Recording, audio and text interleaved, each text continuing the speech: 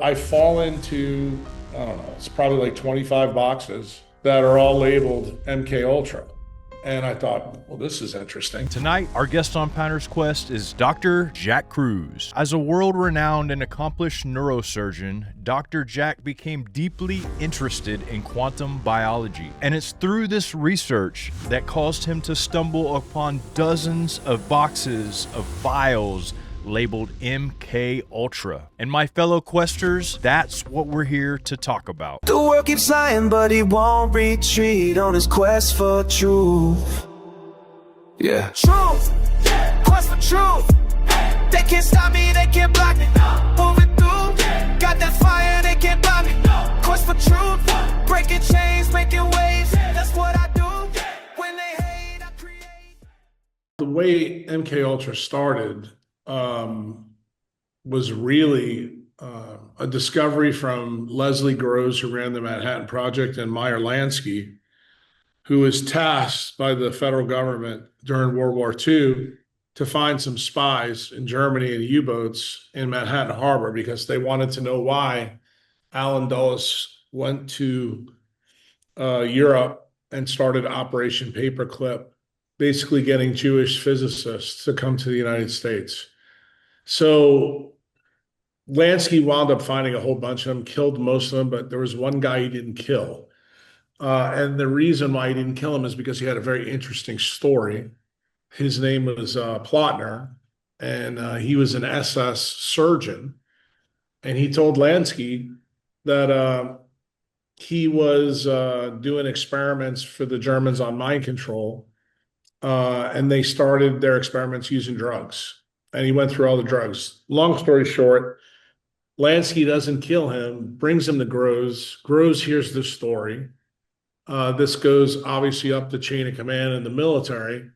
And after I should say during the war, but after the war too, formal training, Kruse is the guy that gets Truman to set up the CIA from the ONI and OSS in 47. And he installs his guys in those programs. If you know anything about Kruse, what his claim to fame is he siloed scientists at the Manhattan Project so that they couldn't really talk to each other unless it was absolutely necessary to make sure that things, they could limit spies. And that's the reason why this was a big deal with them going to hire Lansky, because a lot of people are like, well, how could you hire Lansky to do something like this? Well, it's pretty simple. You're in the middle of a war. You're fighting a war on the Atlantic and Pacific Ocean. And Kruse told FDR, he goes, look, I don't have anybody that can leave, the office. And at that time, the Manhattan Project's office was in the Rockefeller, the Empire State Building. And so they knew that these spies were coming in through the Brooklyn Navy Yards. So who better to pick was the mob, because they know every freaking boat that comes in and out of there. So once you understand that basic, what happens then is the military turns this over to a guy that I think everybody knows, Stanley Gottlieb. And Gottlieb, I got into that story with RFK and Rick Rubin, and on Rick Rubin's podcast when I did one with Bobby.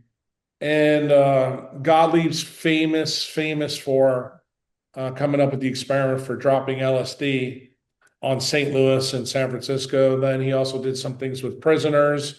He did a lot of really wild stuff. But what the story became in MK Ultra very quickly, when Gottlieb hired certain researchers, probably the key researcher was a guy named Delgado, who did most of his work in Spain, Mexico, and a little bit in New Orleans. He worked in a variety of different institutions, but these were institutions that the CIA was funding. So he was the guy that was tasked with moving the project, when it was still MK Ultra, from drugs to wires to wireless, and then the big jump right at the end was to light. Okay. And what is it that he effectively found that light was very successful in actually doing mind control kind of things. Well, you have to know there's another part of this story. Most people, I think, know that when Kennan leaves the CIA, Richard Helms takes over. Richard Helms hears about Senator Frank Church. Church is from, I think, Idaho. And they're going to come up with a commission to look into all this craziness that was going on with MK Ultra. So what does Helms do? He gives the order to destroy all the MK Ultra documents. Several of them make it through in DC. Those are the ones that I think you're referring to that are discoverable. But it turns out when I was a young resident, I got tasked at LSU to do a talk on a guy named Robert O'Becker about bone healing. And where did he tie into this whole DARPA story? He was DARPA funded in the 50s and 60s and 70s, technically, on limb regeneration. And he'd done a lot of work, and he actually did quite a bit of work for the military in the space program, which is actually tied to this story a little bit. And so I go down to the basement in Charity Hospital, which is where I did my residency, to do homework on these files that I was interested in on bone regeneration. And I was directed to a place to go. There was nothing there. And then I talked to some of the security guards, and they had told me that I should go up to the Department of Neurology at Tulane and find out where they kept their archives. So I did that. Long story short, I fall into, I don't know, it's probably like 25 boxes that are all labeled MK Ultra. And I thought, well, this is interesting. And if you know anything about Charity Hospital, why was it already kind of famous? It was famous for a lot of reasons, but the main one in biology, it's tied to some big cardiovascular surgeons.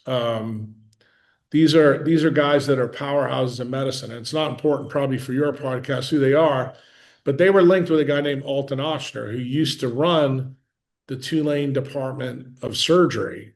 He had control over this stuff. And it turns out he was first an FBI asset, then he became a CIA asset. He was critical in getting a LINAC from the CIA that was linked to the JFK assassination.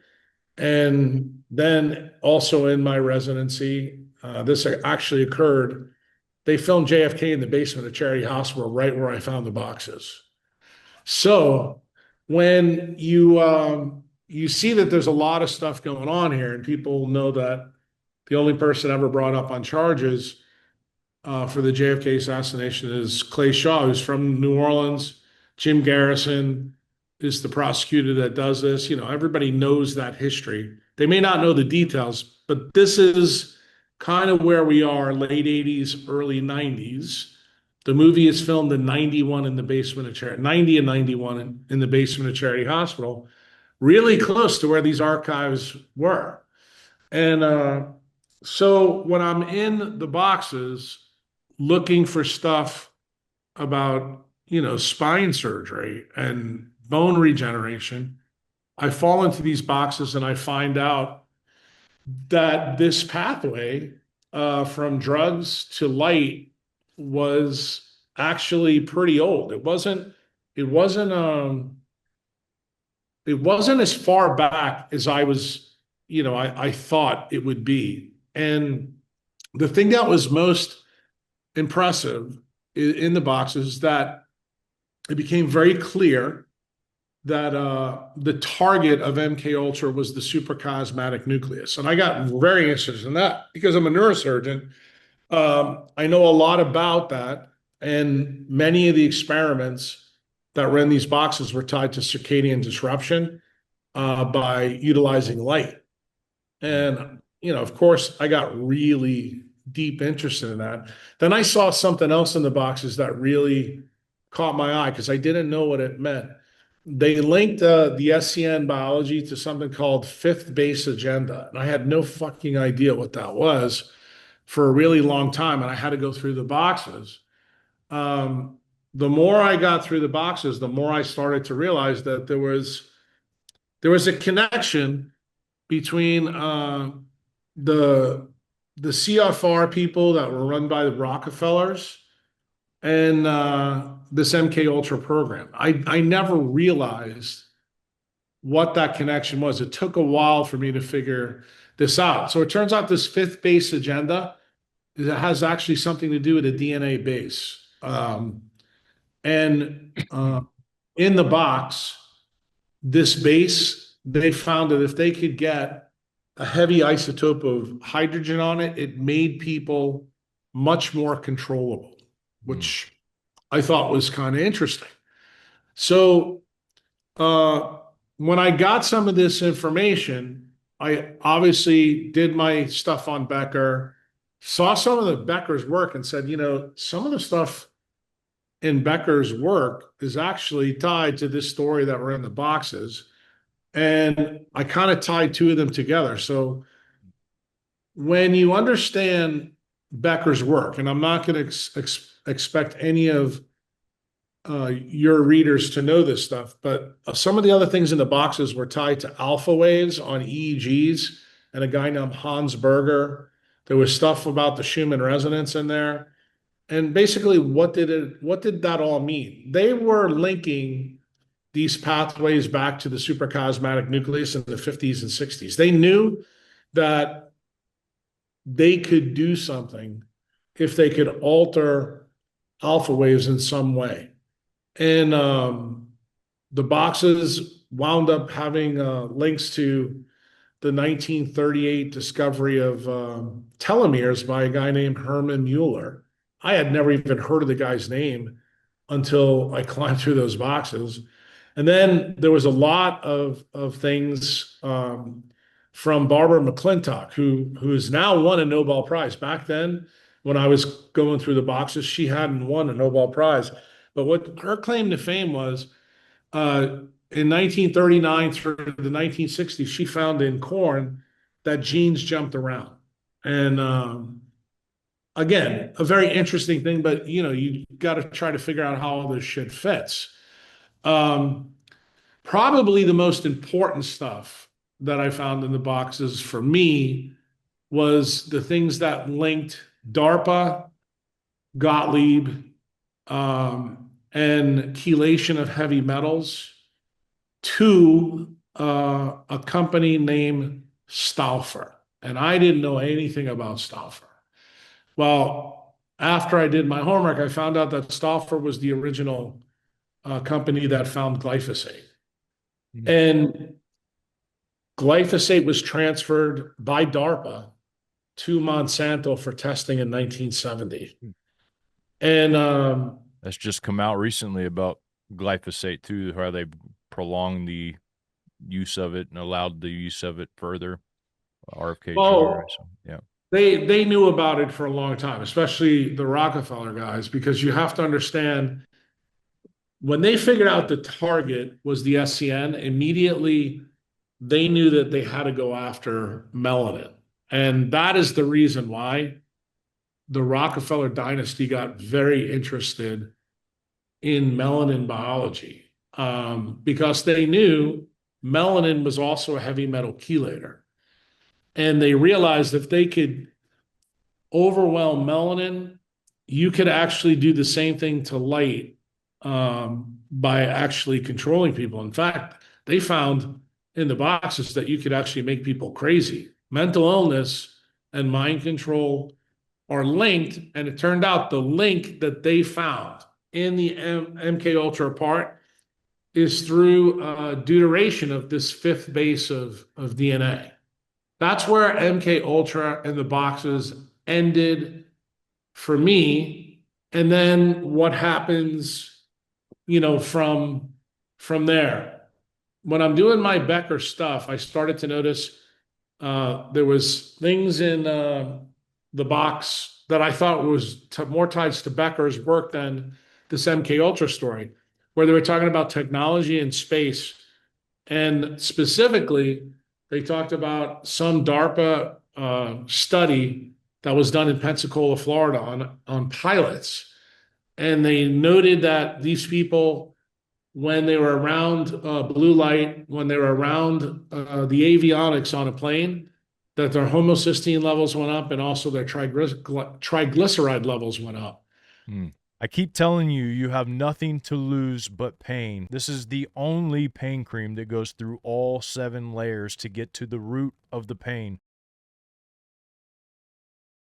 And I thought that was also interesting. So these are all like the, how shall we say, the thermodynamic givens that happen there. MK Ultra then graduates, DARPA puts it into SRI. SRI is the Stanford Research Institute. It stays in the Stanford Research Institute until 2013. Then it's graduated to the Brain Health Initiative under Obama and Biden. That's when it heads down south where melanated people are. Why? It should be obvious to you now that they found that people who have melanin in them are much more difficult to mind control. So other things would have to be done on those people. But where the story, I think, gets the most interesting is this link between technology and space, especially with the Pensacola pilots. So when you see this in the boxes, there's, especially around Becker and Hans Berger's work, there's a lot of references to the USSR space program. And I had no freaking idea how these things all link together. And the person that actually made the link for me, and this happened way later, after I had done my report on Becker, was actually Becker in his book that came out much later. I think the book came out in, I think it was 93 or 94. But he talked about the USSR space program where in 1971, 3 cosmonauts died. And I saw something in there that made me remember one of the things that was in the box was something about an isotopic filter that was tested on street corners in Russia. I was like, God, this is fucking bizarre. And then I found out that the Russians were also using silver in space after these deaths in some way to offset the environmental risks for astronauts in space. And I thought that was kind of interesting. So the stuff in the boxes that I think your people would be the most interested in is there's other connections. I told you about the DARPA, Kruse, CFR, which is the Council of Foreign Relations, Rockefeller connection. But then you have to realize the Rockefeller connection went straight to the Warren Commission. And what the connection there was through 2 big things. Chase Manhattan Bank was led at the time by David Rockefeller, and they were the primary lender for most of the stuff that was being done with Monsanto before anybody even knew that it was a target of them. And they were also a financial node that worked for Sperry Rand, which was the company that General Groves controlled, as well as Monsanto early on. And this was a big deal. Who is the guy that was tied to the story? A guy named John J. McCloy. And he turns out to be a pivotal figure in the Warren Commission because he's the chairman of the Rockefeller Foundation from 1953 all the way to 65. And he's the guy that actually started the Green Revolution in room 5600 in Rockefeller Center. He's the one that funded most of the studies on glyphosate. That's kind of how it starts. So they basically start an agricultural transformation, 40s, 50s, and 60s, but it peaks in the 60s right around when MK Ultra is peaking. And they start funding research on high-yielding crops. And this is actually how glyphosate comes to prominence because they realize as a family office that it's a heavy metal chelator and it's a competitive inhibitor of melanin. So right away, the other division of the Rockefellers is like, wait, we could use this in our drug business. So then there's cross-pollination between, the family office with new investments with biotech, the banking empire, and now big pharma. And it's all tied, ironically, back to this MK Ultra story in the boxes. So the dude that does this is a guy named J. Richardson Dilworth. He eventually gives, I guess you would call it, paves the way. He's like John the Baptist for Venrock Associates. Venrock Associates take over, and Venrock then took over all the biotech investments. Dilworth still worked for the Rockefellers, but he was doing most of their, family asset wealth management kind of stuff. But why is this story really big? Well, it morphs into the story that I get roped into way down the pike. This is now 2009, 2010. I find out that Venrock is also one of the people that's doing a lot of business with Amgen and some of the competitors of Amgen. It turns out this new hormone is found at Rockefeller University in 1994 called leptin. And the name of the pathway that leptin works on, just so you're clear and your audience is clear, I didn't learn about leptin in medical school. Why? Because it was discovered after I graduated. So I didn't know anything about it. But when I went back after my own health issue, I found out in the neurosurgery books, the name of the pathway was called the leptin melanocortin pathway. And that's when all the bells and whistles went off for me. And I started to do a deep dive on this whole Amgen story and what the links were back to melanin and MK Ultra. And when Friedman discovered this, the most interesting thing kind of happens is that the Rockefeller clan pays unbelievable amount of money at the time for the rights to this drug. I think it was $20 million, but it had a cap of $100 million in it. And I believe the reason why is the Rockefeller clan on the big pharma side knew right away that they could use this information to actually set up a new class of drugs. And this was the funny part. In the MK Ultra boxes, they showed that people that they used mind control techniques always had problems with depression and had issues with obesity. So they linked polarized light to this problem. And then they found out through some other stuff that we'll probably get into that there was a way for them to deal with obesity if they could block, or I should say not block, but agonize one of the chromosomes on chromosome number 2 called GLP.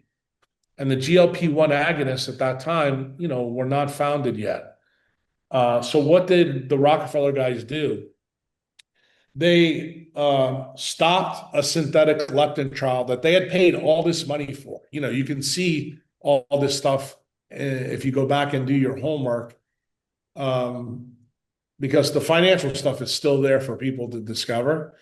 But they shelved the leptin trials in California, and then immediately they start patenting cold receptors, and they start patenting some other things that just made no sense, to people who didn't understand it.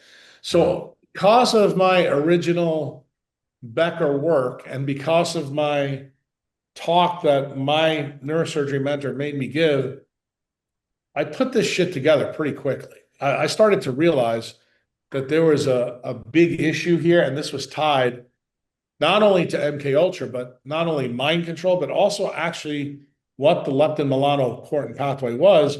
And it turns out, what's the feed node for the pathway? It's the suprachiasmatic nucleus in the retinal pigmentum epithelium in the eye.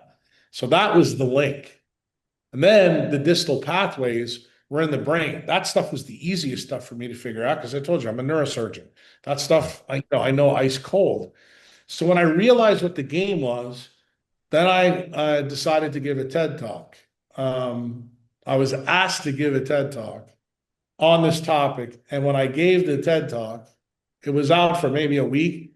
Then immediately I had all the three-letter agencies in my office. I was threatened to lose my license. They pulled the talk from the internet. And, that's when I realized I was really over the target, because I think what they were worried about in the talk is that I was going to ruin their coming drug empire. And for people who don't know the history of GLP-1 agonists, the first one that ever hit the market was a drug called Byetta, and it came out in 1995.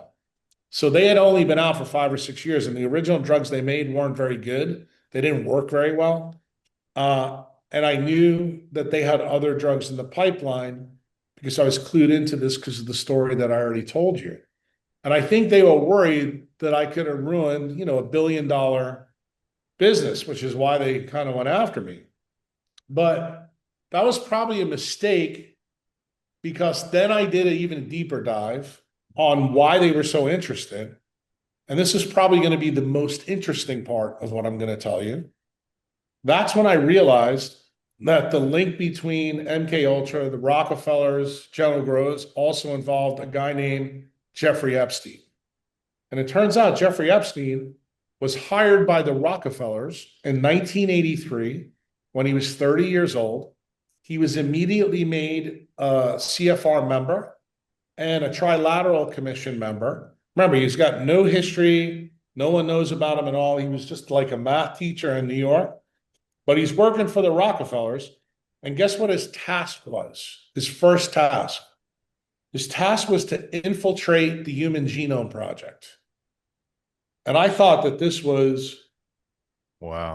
shocking. I didn't know that. I have Epstein's name written down on this paper because everything you're saying there about him being connected to all these organizations and funded is just like dead on, man. It's crazy. But so the Human Genome Project.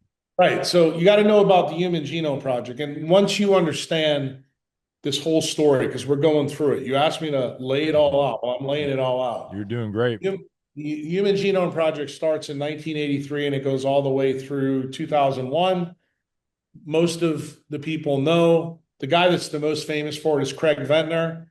He used to work with a guy named Kevin McKiernan, who I'm sure you also know. But the leader of the Human Genome Project, when Rockefeller gets interested in it, is a guy named George Church, and he's at Harvard. He's kind of the figurehead. Turns out there's like over 1,300 emails between him and Epstein, which you can go look at now. Then the second interesting scientist that Epstein targets is a guy named Eric Lander, okay? Eric Lander did 80% of the work on chromosome number 2. We'll get into why that's important soon. But your listeners and readers may want to know this link, that Lander made Epstein realize that he needed access to Sergey Brin so that he could get Sergey Brin's first wife's data from 23andMe, which is Ann Wojcicki. Okay? Wow. So Lander makes connections. And this is where my trail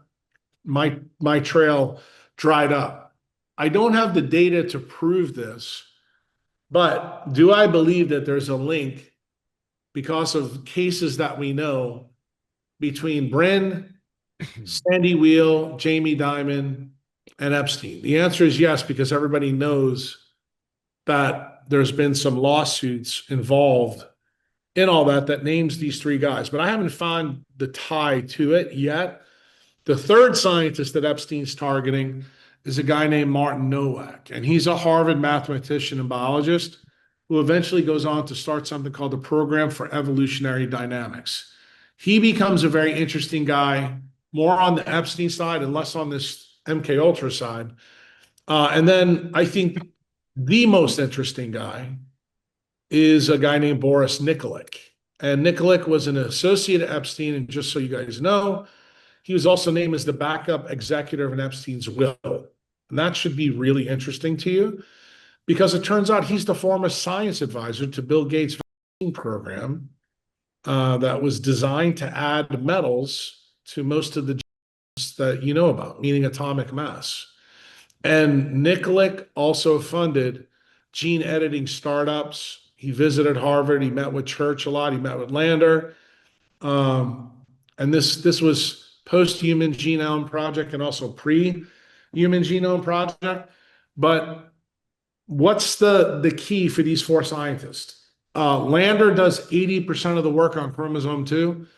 Nikolic and Gates do 20, I should say, Lander did 80% on chromosome 2. And Nikolic and Gates do 20% on chromosome 2 to get it done. Why is chromosome 2 the big deal? Chromosome 2 is where POMC is. POMC is a gene that controls melanin. What else is there? Another gene called the EDAR gene, which is designed to do our sweat glands so that we can get rid of a heavy isotope of hydrogen called deuterium. The third thing that's on there is the glucagon gene, which is what the GLP-1 agonists are all tied to. You know that story now. It's out in the open. And then the fourth one, which is a regulatory unit that I became obviously most interested in, which is something called BCL11A. And BCL11A turns out to be the switch that Becker never knew about in his regeneration program. He found in his work in mammals that if you could put 1/1,000,000th of 1 ampere of current in a red blood cell, you can make it go back in time to it have a nucleus so that it eventually go back further in time in evolutionary history and become a pluripotential cell. And that would be the cell that regenerated bone. And in his life, we did not know, well, that's not true. He was alive, but he did not know while he was alive this story about BCL11A. Why? Because it is the switch on chromosome 2 that turns fetal red blood cells into adult red blood cells. So that means it's the key to regeneration. So what does Epstein find out for the Rockefellers? They started with genetics, but they realized that it was epigenetics, and it turned out a chemical that was in this pathway is called the. You probably have heard about that one. Oh, yeah. So everybody thinks that the story with Epstein was and not that. No, the story really was and melanin and POMC. That's the real story behind this. And what they were trying to do is figure out the whole back end of Becker's story. Like, what was it that he found for DARPA in terms of regeneration? Because what did the Rockefeller clan want to do? They wanted to make sure that that information never got out. They wanted to keep their drug empire intact. And that is fundamentally how Epstein got involved in this MK Ultra story. And the part of the story that I think now becomes a little bit more operational, because I just started talking about it recently, is the USSR findings that Becker had in there about those 3 astronauts that got killed. Becker found something interesting. He regenerated fingertips in young kids, the whole fingertip. We're talking about the bone, the soft tissue, the nerves, everything. Wow. But he used silver to do it. And it turned out that the Russians, after these guys died, were coming up with some kind of artificial magnetic shell. Because one of the things that they found out that these guys died from was they called it in the media that most people know about a microgravity issue with their bone going bad. But if you go back and look at the Russian literature, which I did do after this because the link was interesting, the Russians started to use silver in space. They actually used Becker's work to come up with some type of artificial anti-gravity techniques. I never found a lot of good information about the anti-gravity things. I did find out about some of the Russian scientists that are working on it, but the one thing that I did find very interesting is that the Russians believed that silver could be used in artificial environments to replace a magnetic field. And that always stuck with me. I have not been able to find any further links in Russia or NASA or ESA except the Becker links. The best I've done is link it back to an epoch in the Earth. And this is why I think some of the stuff that I just started talking about, well, I didn't talk to Alex Jones yet about this, but I will be doing it relatively soon, is that this goes back to an era on Earth called the Neo-Proterozoic era, where the Earth almost lost its magnetic shield. This was about 1 billion years ago, all the way up to the Cambrian explosion. And what magically happens, the Earth restarts its dynamo, and that's when the Cambrian explosion starts. See, what we're taught in biology is that the Cambrian explosion was tied to oxygenation of the planet. It turns out the story is even more interesting than that, because it goes back to these old papers that the Russians had. The Russians linked silver, the magnetic dynamo, and oxygen together. And the reason why you'll probably be a little interested in this is a paper came out on June 13th of 2025 in Science Advances that tell us there's now a strong link between the Earth's oxygen level and the geomagnetic dipole, and it's been present for 540 million years. So this immediately made me realize it linked back to the story that I told you today. So when these guys came down to talk to me 2 weeks ago here in El Salvador, they started with the same story you did. Hey, Jack, let's talk about MK Ultra.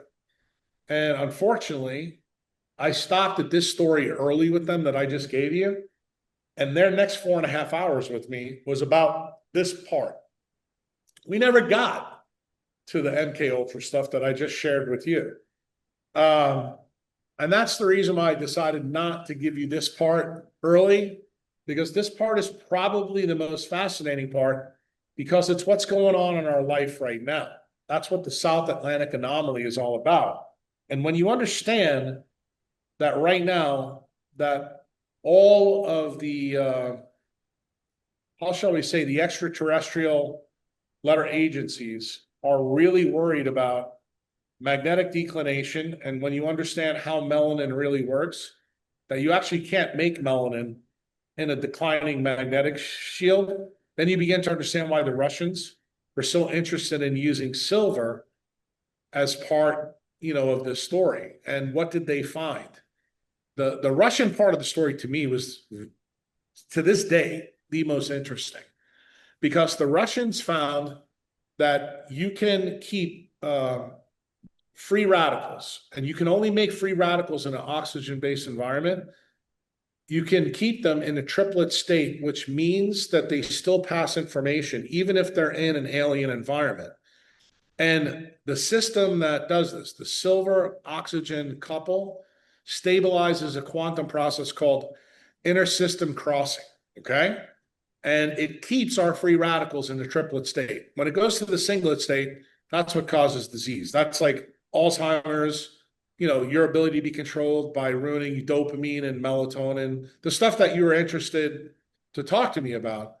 But they figured out a way that even when the Earth's magnetic sphere is weakening, that they could somehow use silver to offset this. And the other thing that I found that you might be interested in, I don't know if you will, but it's for completeness sake, in the 1950s, 60s, and 70s, right around this time, in the USSR, through the Communist Party, started to give every Russian a casual beverage. It had some kind of weird name, which I can't remember, but it just came back up on my form a couple of days ago. But basically, it's like the Russian version of Pellegrino. And what did they notice? That when people drank carbonated seltzer water, that it actually offset this deuteration of the fifth base that was in the MK Ultra box. And it turned Is it the out, quinine? Is that what you're talking about within no, this the is not quinine. This Okay. this is just like Pellegrino. This is carbonated seltzer. Okay. So what shows up in Russia on the street corners is something called the Adavet water machine. So how do you spell that? AVTOMAT. And these water machines are everywhere. If you talk to anybody who's Russian, they'll tell you before the Soviet Union fell, these machines were everywhere. And what I think the Russians were doing with these machines is they were testing this out on their population. Why? Because remember, Russia is high up, very high latitude. They don't get a lot of sun. They get a lot of aurora. They have a very alien magnetic connection up there. And I think what they were doing is to figure out, as part of their artificial anti-gravity program, could they use carbonated water in their cosmonauts to offset space diseases? And the space diseases that you would probably be interested in, because they are tied to the MK Ultra story. One of them is a flattening of the optic nerve head. And remember what I told you, that the target for MK Ultra was the eye, specifically the supracosmatic nucleus. Well, it turns out when you go to space and you have microgravity and you also have an alien magnetic field, it destroys melanin as well. And the Russians always picked physics over pharmacy, which is the opposite of what the Rockefellers did here. Why they always picked pharmacy over physics. And that's the reason why you have GLP-1 drugs and you don't have anybody pushing carbonated drinks, utilizing cold therapy. And if you know anything about the Russians, what do? They push carbonated drinks, cold therapy, and a grounding. They use a lot of grounding. Why? Because they know how important the Earth's dynamo is for oxygenation in mammals. And this is a big part of their space program, even to this very day. So what the Rockefellers did, they're basically a mirror image of the Russian space program. Everything the Russians did to save cosmonauts in space, the Rockefellers did to people on the planet. And that's kind of the story of MK Ultra, as far as I'm concerned, up to present time of 2026. I've always operated under the assumption that most of our organizations that we're dealing with, all the things we see in the news, is propaganda and a theatrical performance.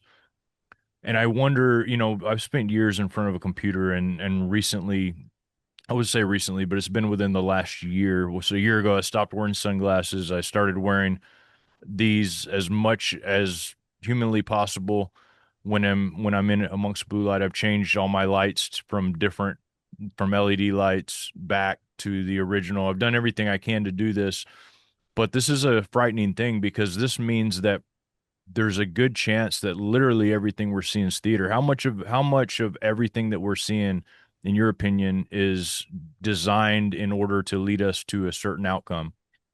Well, here's what I can say to you. If you really paid attention to the answer to the question you posed to me, anybody who's deuterated in the 5th position of their DNA is controllable. As far as I'm concerned, there's very few people who know what I just told you. What does that mean, deuterated in the 5th position? Meaning that you're adding atomic mass in places on your base chain. What's your base chain?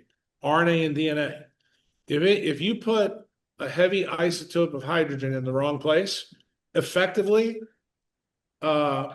propaganda is designed to completely fuck you over. Will AI do the same thing? Yes. Do you understand now why AI may be a tool that could be used nefariously? But here's the flip side. If you really understand what I said to you, the Russians have shown us that when you lattice lock CSF in an astronaut, they get huge problems. And that's one of the reasons why the Russians are coming up with these anti-gravity ideas and the anti-deuteration and isotopic filtration. because they understand it's a big problem because they have studied the physics while the physics here has been blocked from you. Why? Because your government is using it to control you. So once you understand this mechanism, what does magnetic declination look like on Earth? It's the abuse of tech and technology. It does the same thing. It deuterates the same 5' position on the bases. So if you have this deuteration in you, even if I tell you the truth, you wouldn't even know it was the truth because you wouldn't believe it was the truth. And if you look at what some of the Dunning-Kruger seems to be like exactly. Well, it's not only just Dunning-Kruger, it's also goes to what one of the CIA directors said. He goes, when people start believing our disinformation program, we'll know that we've succeeded. And, that never resonated with me until I really put this story together probably 15 years ago. And when I saw it, to answer your question, there's no way for me to really know how many people are affected by it. But I can tell you this, for 20 years, I've been telling everybody to drink carbonated water, to use cold thermogenesis, to use the leptin prescription to undeuterate their base chain. Why? Because those are the people that are going to put these other fucking people in jail. Those are the people that are not going to be subject to what's going on. So do I think there's a lot of this programming in the Western world? Yes. Do I believe the DEW people are tied to this story? Yeah, they're heavily deuterated. The people that go, like, for example, the guy that just killed himself, Wilcox, do I believe he was heavily deuterated because of some of the things he was doing? Absolutely no question about it. But what people don't realize, and that's what I tried to explain to you earlier, mind control has a line, like the straw that breaks the camel's back, where if you get lattice locked in your CSF, you become mentally ill. And what's the number one illness people get in there? You ruin alpha waves. That's when you can get things like bipolar disorder and many of the things related to that. These are the same problems that astronauts get. I don't know if you saw on Twitter the other day, one of the Artemis 2 astronauts came back and she had what we call space ataxia. The reason why she gets space ataxia is the deuterium in her brain and the CSF has to go through a place called the obex. So it goes into the obex and the spinal cord and it blocks the ATPase motors that run her motor programs in her cerebellum. And this is in the roof of the fourth ventricle. So we know about this stuff, but the government's not telling you how this happens. And I'll tell you another story that you may not realize that's tied to this, because this will really freak you out. But again, it's discoverable. January of 26, we had to have an emergency rescue of an astronaut off the ISS. You may not know this because it wasn't well publicized. Why did they have to go rescue him? Because he called down an emergency call and told Houston that he couldn't talk. So they immediately thought he had a stroke. They rescued him from the ISS, brought him back to Houston, and guess what? They found out he didn't have a stroke. But what happened? He heavily deuterated his Broca's area, which is in the left frontal lobe. So he became like a chimp. He went back in time just like Becker's red blood cells did. And when you're in space, you're in microgravity, you're in a place where the magnetic field isn't good. So what did this kind of tell me when I saw these two things with the Artemis 2 astronaut and the guy in January? That the Russians know more than our guys do. Why? Because they're not getting these problems in their cosmonauts. I got a question. Is it possible that this is a sign that they have been MK Ultra in order to perform a certain way in front of people? I mean, is this a sign that that's possible too? Yeah, I mean, is it a possibility? Yes. Do I think that's the case? Probably not. What about like all the videos you see, like of the three-legged astronaut, and then you have the video where the Artemis, the astronauts are coming to talk and everybody's seeing them, and then you have the people with the video, the phones, and like the astronauts aren't even in the picture, like weird anomalies that like I've seen. But you have to remember, those could all be deep fakes. I mean, to be honest with you, and this is my view on it. If you get cock blocked by stuff like that, you're falling right into what is known. This is what first principle non-MK Ultra minds do. I think it's Always all MK Ultra personally, like NASA in general. I mean, it was started by a, a Werner von Nazi Braun. scientist. Yeah. Oh yeah, they're Nazi scientists, no question about it. But you also have to realize that you have to stick with the known knowns. And the one thing that I can tell you that I do, I don't spend a lot of time with NASA. You didn't hear NASA come up a lot in my discussion with you. But what did I tell you? I follow the Russian space program and I follow the ESA, European Space Association. They have three satellites up in the sky called the swarm satellites. Those satellites are paying attention to our magnetic field. Okay. They're paying attention to the dynamo. Our government doesn't give us any updates. We've only had 2 updates since 2005. And the only reason anybody's hearing about this right now is because the latest update from the USGS has just told people that the South Atlantic anomaly not only is fucking bigger, but it's splitting.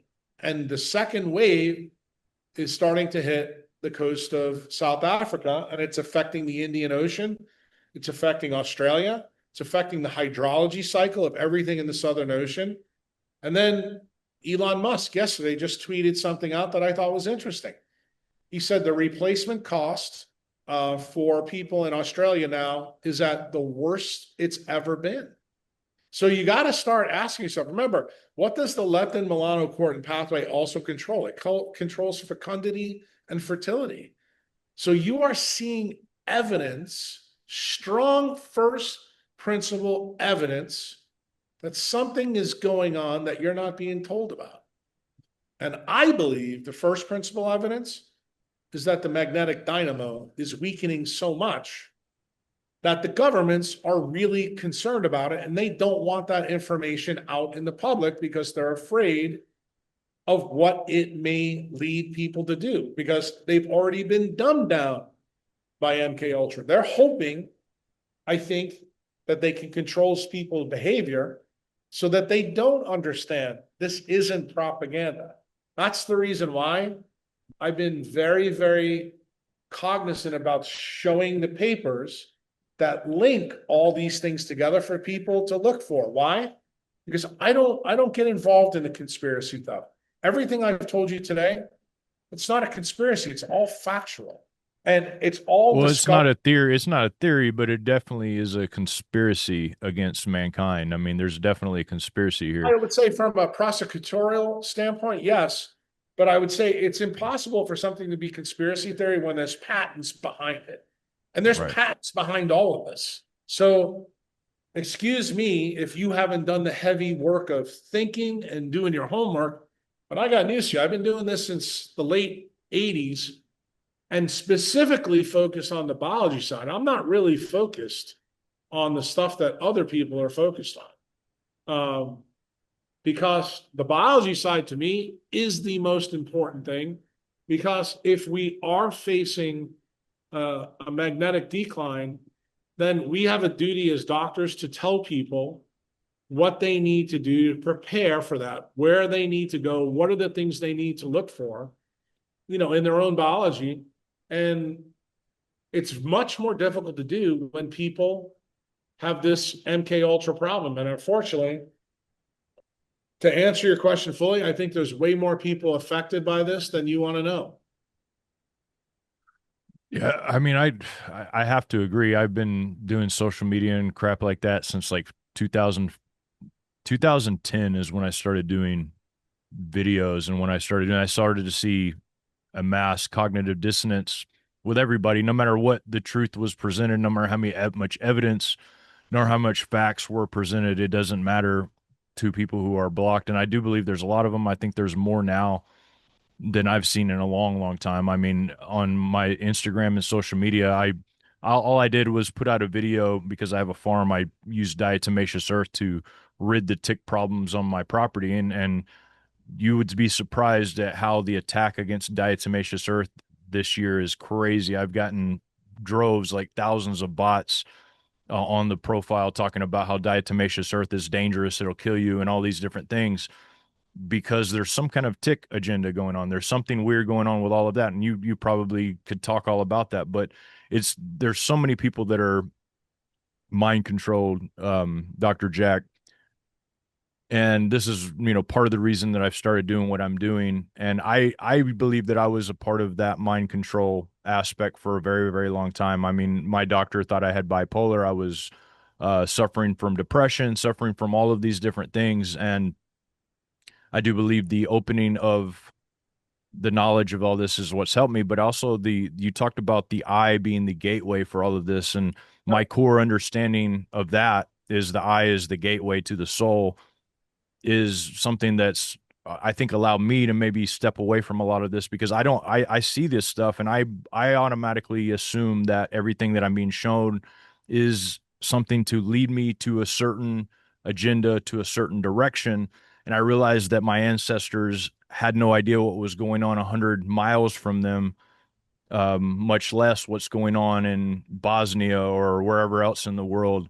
And all of these things are being pushed upon us. Now, the biological aspects of it, the reason I wanted to even talk to you is because you understand that there's an actual biological method to this. It's not just a theory. It's not just a conspiracy, like you're saying, because I do talk, like, that's part of what I do, is I delve into things because I try to show people the ridiculousness in this. But when it comes to the biology of this is something that I think people really need to understand and really need to know. It's not just about not entertaining yourself with the slop and stuff, but it's about, there's something deeper going on. There's something that goes on down within your DNA. And I appreciate your study on this. I know that you've talked before. I've heard you talk about some of the programs that they're using now that have furthered the MK Ultra agenda, and I believe HemiSync was one of them. The reason one thing I wanted to ask you, if you know anything about it, is the GATE program and how they were using a lot of these techniques supposedly, and people are starting to come out now that were in the GATE program that are having issues mentally. Have you seen this before, and how is that being used in this process? There's a lattice lock people, and you have to remember, lattice lock people. When your government knows there could be 8 billion people on the planet that's lattice locked, very much what the Russians did with carbonated water for their astronauts, they're testing a lot of things out on us to see what happens down the road. Like, how do you unlattice lock something? So let me give you an example, because this example is not well, how shall we say, accepted yet in centralized medicine, but it makes the point because everybody's experienced this. So when you have surgery or you have a general anesthetic, you know that the anesthesiologist, when he has you on the table, he says, look, I want you to count back from 10. And by the time you get to 1, you'll already be asleep and you won't know what's going on.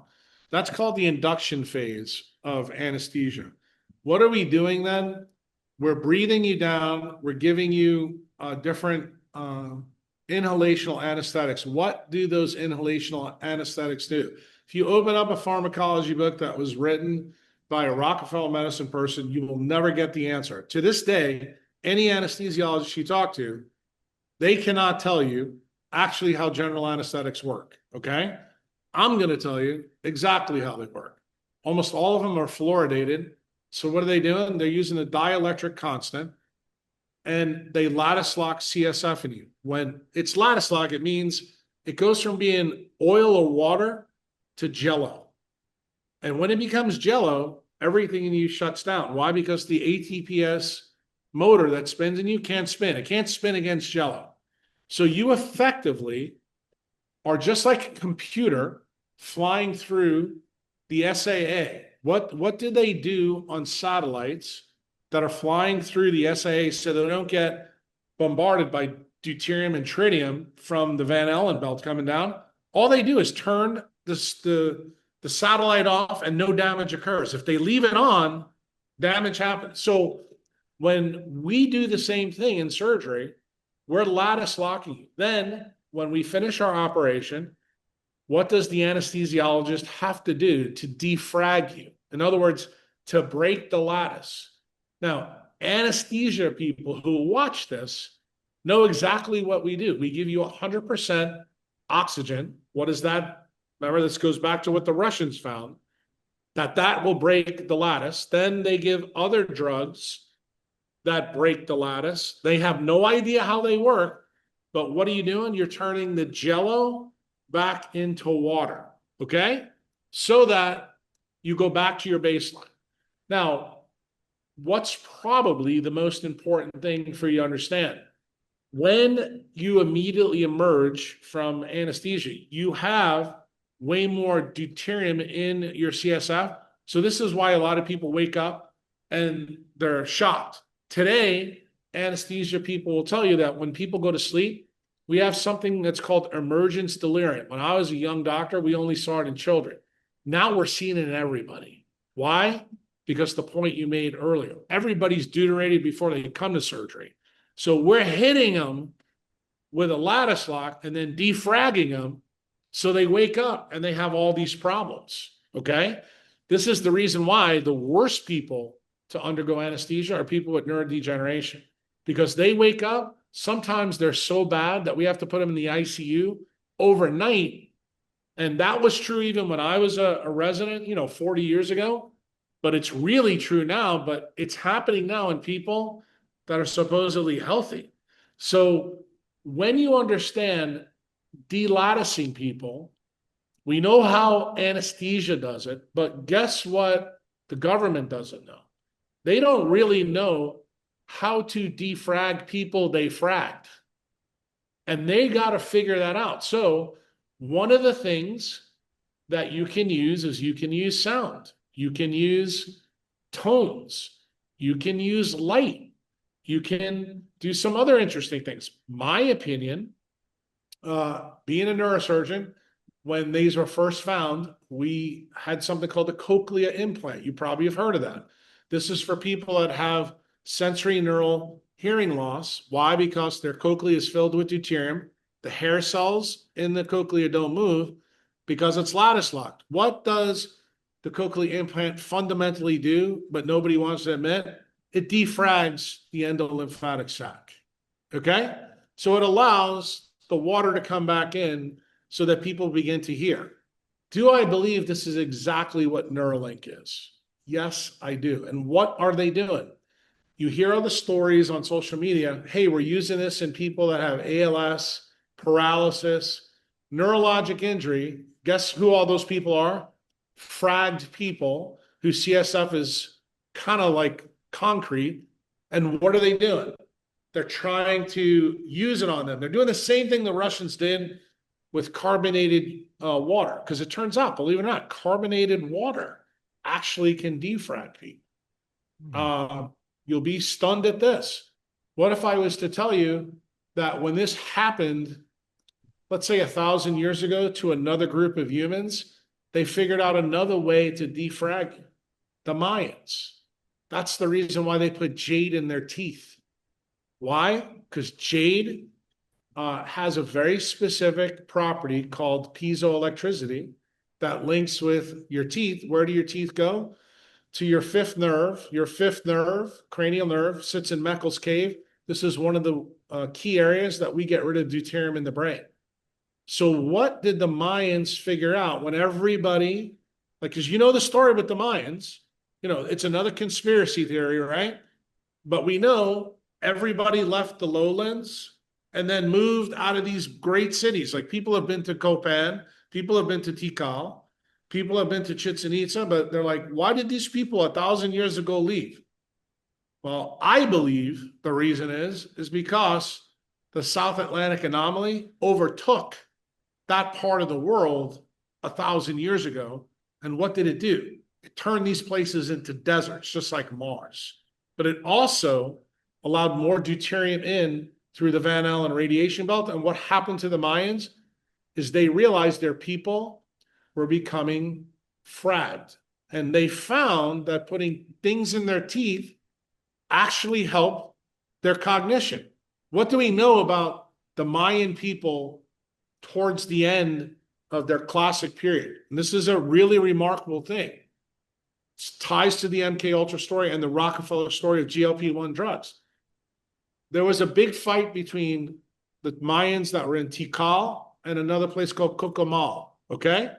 The last leader of the town in Kokomal had metabolic syndrome. They did pictures of him where his belly was big and this and that. They started to tell us in their hieroglyphics that their people started getting fat and dumb. So guess what happens in 2020, 2021? A guy named Charles Lenz from the University of Cincinnati goes down to study the pyramids around Tikal, where the elites were, and he looks the areas where they kept their water. He finds two key things that tie back to this story. He finds the water was polluted with cyanobacteria, and he finds the water was heavily deuterated. Why is that a big key? Because it tells you that magnetic declination likely was present. Why? Do you know how Earth made oxygen in the Great Oxygenation Event? Cyanobacteria started photosynthetically making oxygen. Do you know that cyanobacteria grow better in deuterated water? What else happens? Deuterium in water increases when you have a magnetic decline. Why? Because the isotopes of hydrogen, that's protium, which is light hydrogen, deuterium, heavy water, and then third one, tritium, which is radioactive. We can't find any evidence of tritium down there for one reason. The half-life of tritium is only 12.3 years, so it's already gone. But guess what we did find? We found the DNA of cyanobacter, and we found deuteration in the water supply of the Mayans who picked up and walked away. So guess what? In their leaders, we're seeing the same thing that's happened to our people. They're getting fat. And why do you need to know this? There's now papers out there that show that when you put deuterium in brown fat cells, they turn to white fat cells. When you put deuterium in white fat cells, you get more white fat cells. You get fatter. And guess why you don't know any of this? Because the Rockefeller empire wants to sell you GLP-1 drugs for this problem. But when you understand that this story is space, physics over pharmacy, allowed me to figure it out. Because if you go to archaeologists, you go to geologists, the story in the textbooks is written that this was a demographic shift why the Mayans left. Remember, the Mayans didn't get wiped off the planet. All you have to do today is go to Guatemala, southern Mexico, El Salvador, and you'll see a lot of Mayan-looking people. But what did they do? They had to migrate because they had, and their, I guess their civilization was afflicted, in my opinion, by a magnetic decline. And the isotopic proof is staring us right in the face. The reason why this is important, the same thing is happening right now. Ironically, in the same areas, but right now, the SAA is at the top of South America. How far is it in the Atlantic Ocean? All the way up to Puerto Rico. If you know anything about Puerto Rico, that's the 18 north latitude. What happened in May of 2024? An aurora borealis was seen south of Puerto Rico. What does that tell you?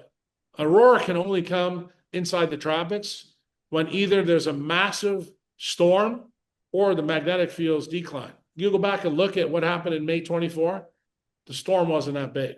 Some people tell you it is, but those people, they're working for the three-letter agencies. The real issue is the magnetic shield is weakening. And what does that mean? Even more people are deuterated than you think. So we've got MK Ultra with magnetic declination, and it's worse in certain places.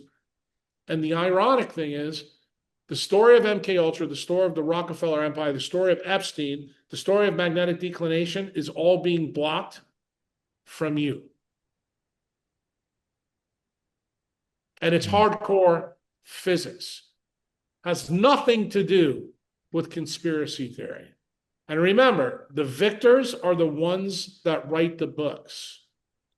I will say this, though. Conspiracy theories are what caused me to abandon the pharmacological industry many, many years ago and go for regular wellness or homeopathy. And thankfully, I've been surrounded by friends, you know, a couple of them and people like that for a long time. Even when I was younger, I went to a private school and I wasn't a rich kid, but all of the other kids that went to that school were rich. And one thing that I will tell you about very, very wealthy people, none of them none of them go by the pharmacological method that I knew. They all were into wellness and all of these things you're talking about. So I'm very thankful to have been, kind of inducted into that somehow, thankfully, because I'm telling you, it is a struggle. There's a struggle to maintain anything in America. I feel like everything that we eat here is heavily garnished with.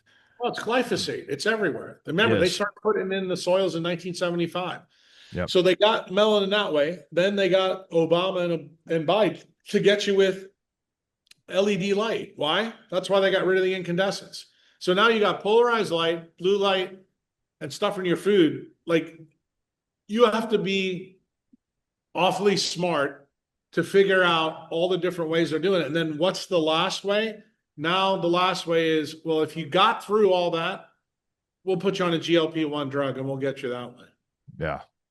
And they're doing the same thing through fake food because they're deuterating the food. They're deuterating your water. That's why they want control of the water. They're also deuterating all your supplements. I can tell you this, through some testing we've just done recently, anybody else is using these peptides, heavily deuterated. That, dude, you can't get away from this because they know the secret sauce. Yep. If you deuterate the base chain of biology becomes controllable.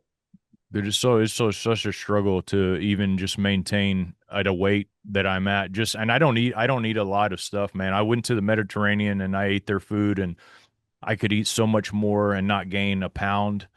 I come here to eat American food, and it's just like a balloon of weight in such a small amount of these foods. It's crazy, but you're right. It's everywhere. There's no getting away from it. Even no matter how hard I try, no matter how much I know about doing it. I know this. I've wanted to move somewhere that I can have sun all day and enjoy freedom from all of this stuff one day. I'd love that. And I know that that's probably one of the answers to a lot of this.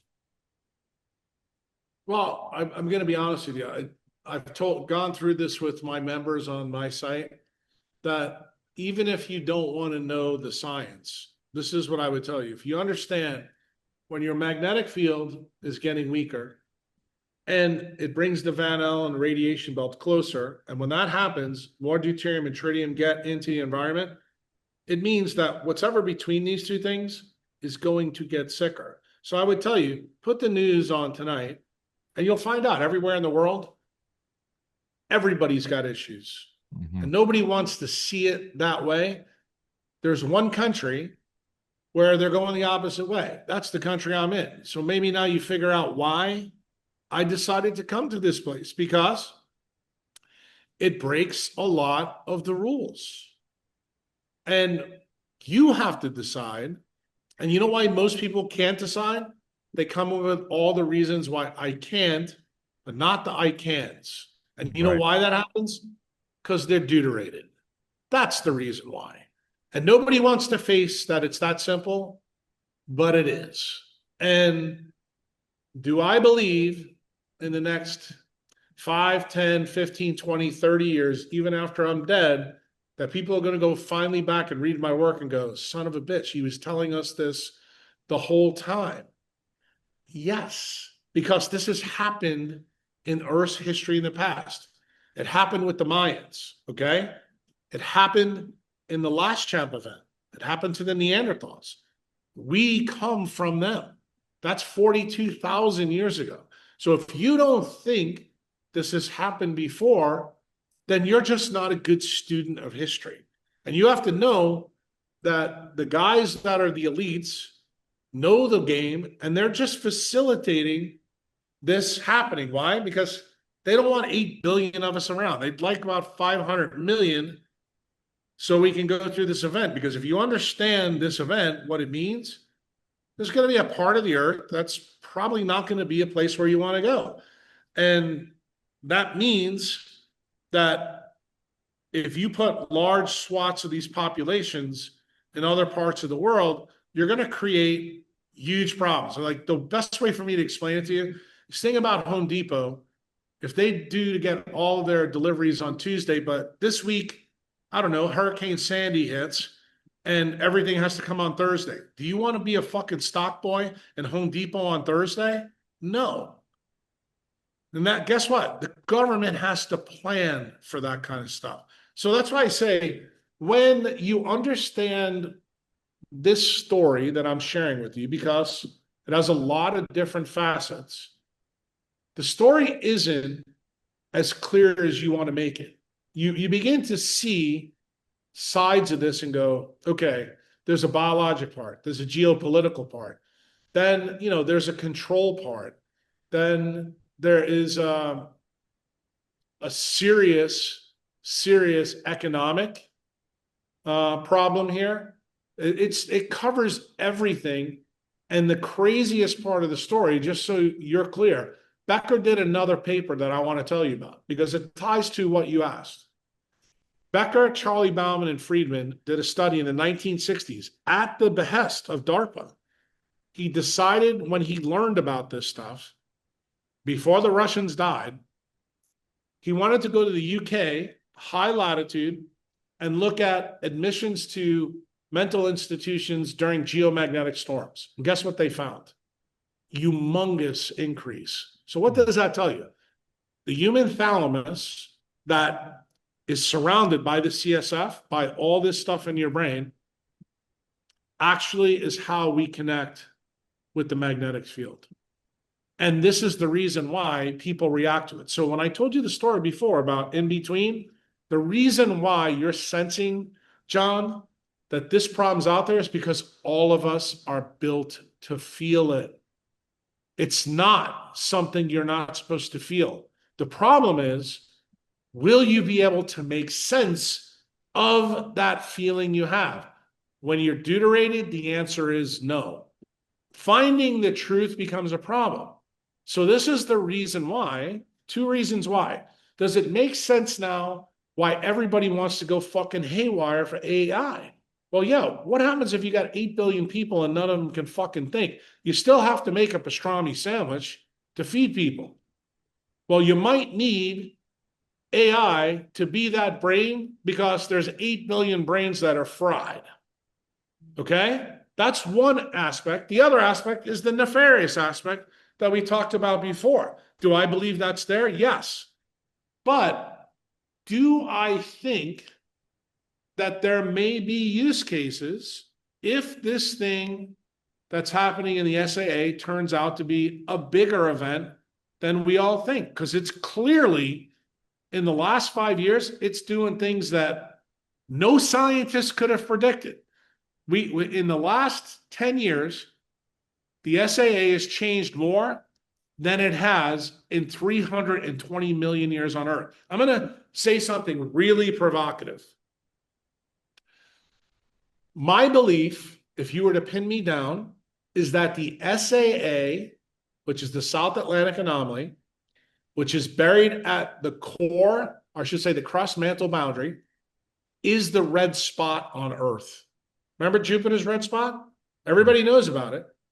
And do you know that it sits in exactly the same place where it is on Earth, in the southern hemisphere? And it can go up to the northern hemisphere. It changes at different times of Jupiter's life. But the interesting thing is, the Earth and Jupiter have pretty strong magnetic fields for the size planet. Jupiter is 20,000 times bigger than us. Jupiter's great red spot since 2014 has shrunk, and it's gotten taller, but it's changing. So what does that tell you?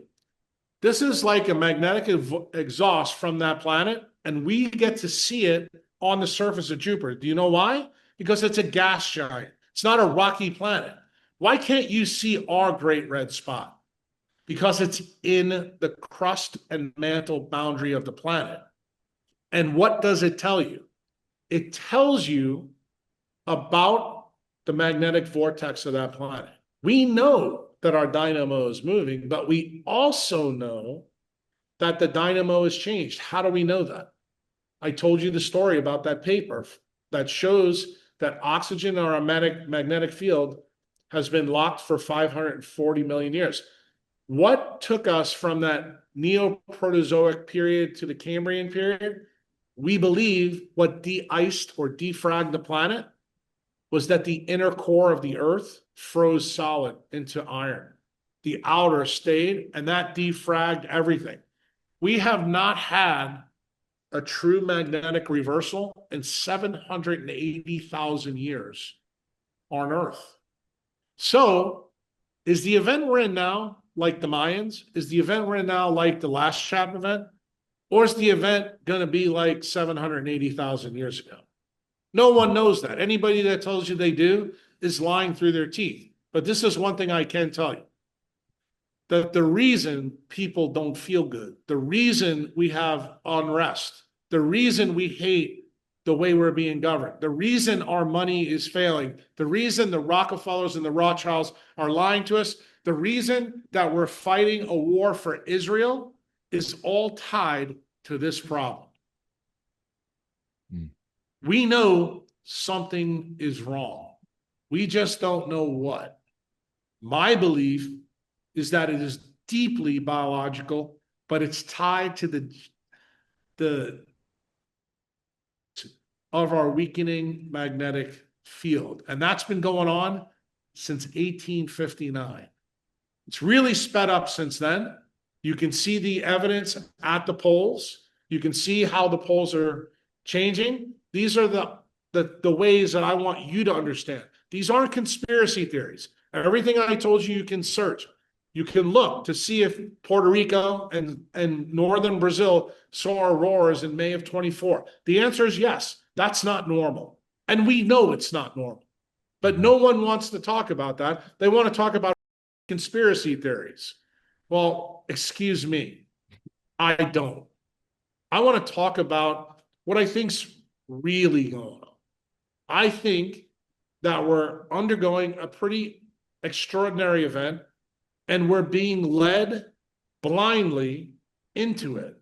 And I think once people realize what I'm saying and they begin to examine it for themselves, they'll say, you know, even if they don't believe it, the papers are out there to prove it. The phenomena are out there. I think preparing for this is simple to do. I gave you a whole bunch of different hacks already to do. You already did one of them on your podcast. You stopped wearing sunglasses and you were wearing blue blockers. That's a way to help defrag your central nervous system. You know, chewing mastic gum is another way to do it. You know, drinking carbonated water is another way to do it. Living at the beach where there's a lot of basalt from volcanoes. Remember where the volcanoes come from, where that dynamo is. That's a good place to be because magnetic flux there is great. The more magnetic flux you get, the more chance you can defrag yourself. These are all things, chanting, singing, listening to Metallica, listening to Tool. All these things help rattle, shake, and roll to deter him out of what makes you human. What makes you human? Your brain. How can people find out more about you? I know you have a group too, if people are wanting to further do this more, that I don't know if it's open to people to be able to join, but Yeah. if so, My let me know. website- I'll put the links in the description below here. My website has a form on it. The form is free. You just have to sign up for it. It's jackkruse.com and then /forms. If you want to read the thesis that all this science comes from, you can find that on my Patreon. It's patreon.com/Dr. Jack Kruse, Kruse. And then if you decide, like your friend is, he's a gold member. If you want more of my time to listen to more stuff and get me to answer some questions for you, you can join those groups. That's an extra added fee. And then if you're really a tool and you want me to be your doctor, bring your Bitcoin wallet because I cost. I can imagine, man. I know you were the doctor of Jack Dorsey, and you were one of the only people that didn't get banned during that time or deplatformed probably because of that. But I know I did in 2020. I got hammered pretty stinking hard. So I'm glad though you were able to continue at least talking through that on Twitter. Yeah, no doubt. I mean, if it wasn't for him, I think all this information would have been turned off from humanity. Now, unfortunately, Elon Musk is trying to turn me down as well, but we'll see what happens. Well, I'm praying, man, that something good is going to happen. I'm hoping, praying, doing whatever I can do to try to get people to wake up the best I can. I'm no doctor or like you, and I wish that I had half the knowledge that you had on some of these subjects, but we can all affect, I think, a certain amount of people with our own expertise if we can just be willing to open our mouths sometimes and I don't know if that's the right way. Maybe just take carbonated water and shove it down people's throat might help a little bit too. I don't know at this point. I mean, there's a lot of different ways for people to help themselves, but this is what I would tell you. As a doctor for over 40 years, you cannot help anybody who's not willing to help themselves. It's kind of like asking a girl to dance with you at a dance and she doesn't move her feet. Sometimes you got to move on. Yeah. And if you don't, usually the doctor is going to burn out. And the same thing is true even on social media. Like when you see people posting nonsense, I'll go after them and I'll tell people, this is not someone who you should be following. Why? Because they're not doing things to help you. And now, ultimately, it's the choice of the people out there. Hopefully their brain is functioning somewhat so they get it. But, I think the people that I focus on, my tribe, what I call savages, I don't think they're going to be a lot of maybe 100, 200,000 people, but those are going to be the people that are still going to be able to think as first principle thinkers when whatever happens, happens. Because we don't know. Nobody knows, what's coming down the future. The only thing is, it's pretty obvious that since 1859, something's radically changed on Earth. And the elites are not helping. They're hurting us. They're trying to make us sicker, faster, so they can kind of take over the world and do shit their own way. Well, I have a different idea. Thank you so much, Dr. Jack. I appreciate it. And all your links will be in the description here of this video. Make sure you guys go check these out. These books are invaluable. I think for times like this, we have to get this information. We need to get it in hand. So thank you so much. Pound the like button, pound the subscribe button. And thank you, Dr. Jack. I appreciate it so much. The world keeps lying, but he won't retreat on his quest for truth. Yeah. Truth, quest for truth. They can't stop me, they can't block me. Moving through, got that fire, they can't block me. Quest for truth, breaking chains, making